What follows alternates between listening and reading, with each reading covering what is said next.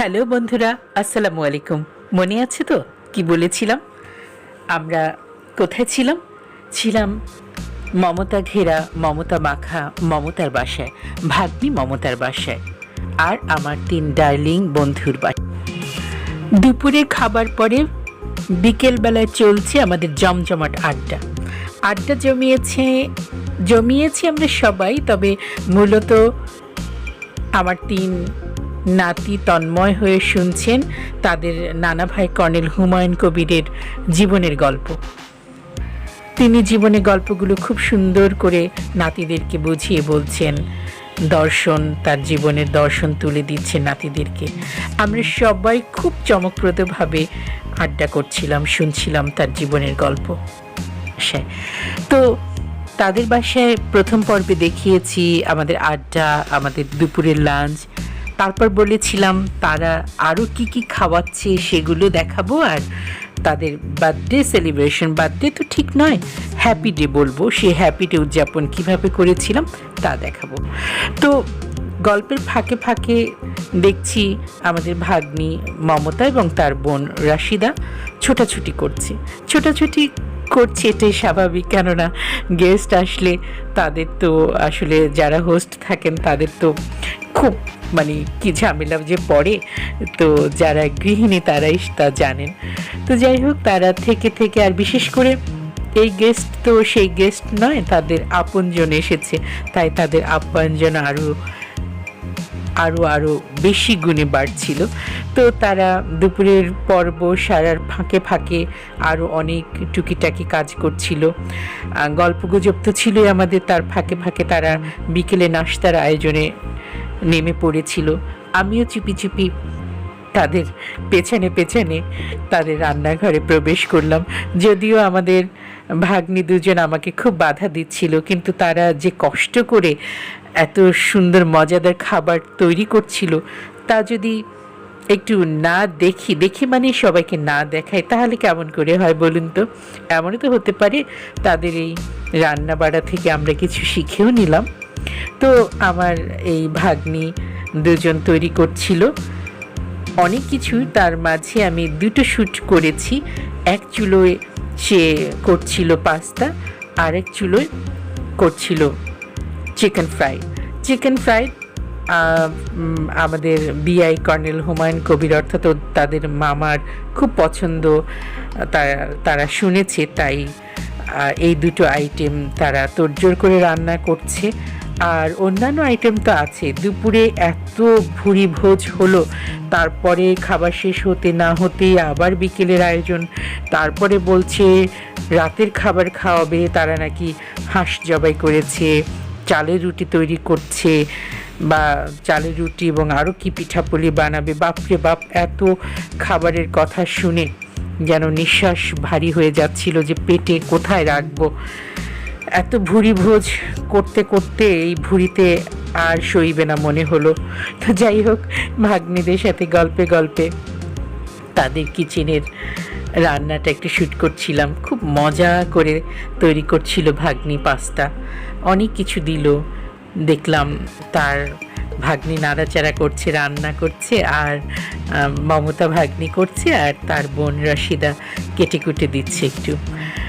ডিম দিল, তারপরে দেখলাম সেখানে ক্যাপসিকাম, কাঁচামরিচ, অন্যান্য কিছু সবজি দিল, চিকেন দিল, পেঁয়াজ কুটি করে দিল, এরপরে গোলমরিচ, সয়া সস, টমেটো সস, একে একটার পর একটা মশলা দিচ্ছে। আর আগেই ম্যাকারনি বা পাস্তা যেটাই বলি সেটা তারা সিদ্ধ করে রেখেছে।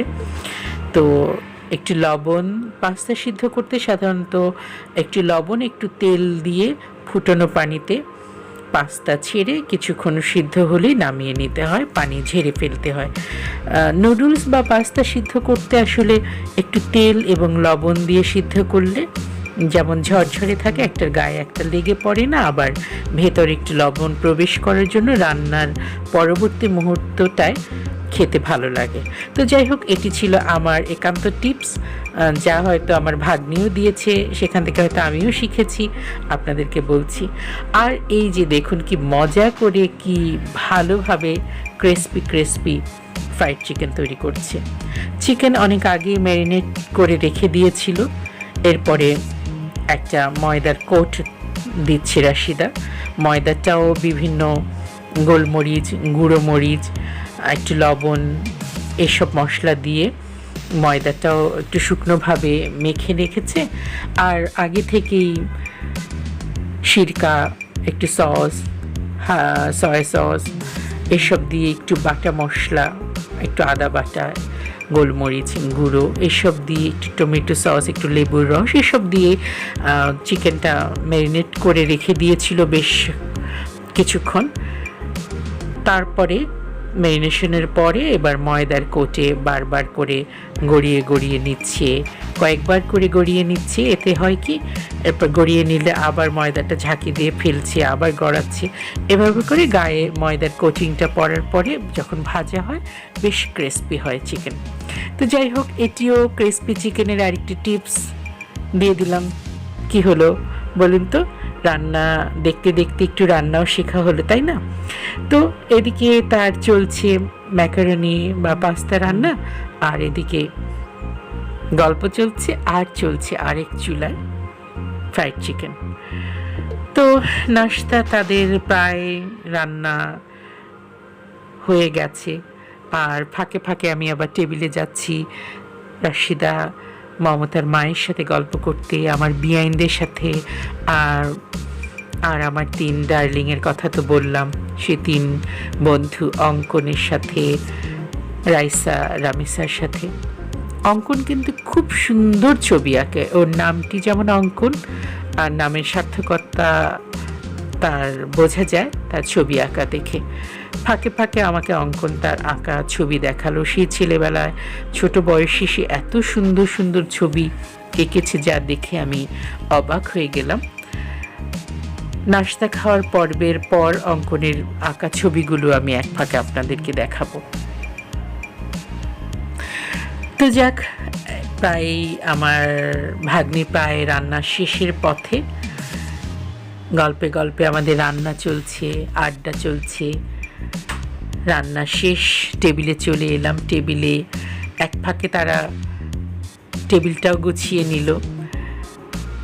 তাদের পরিপাটি টেবিলে নাস্তা রেডি। আমরা নাস্তা খাবার জন্য টেবিলে বসে পড়ছি।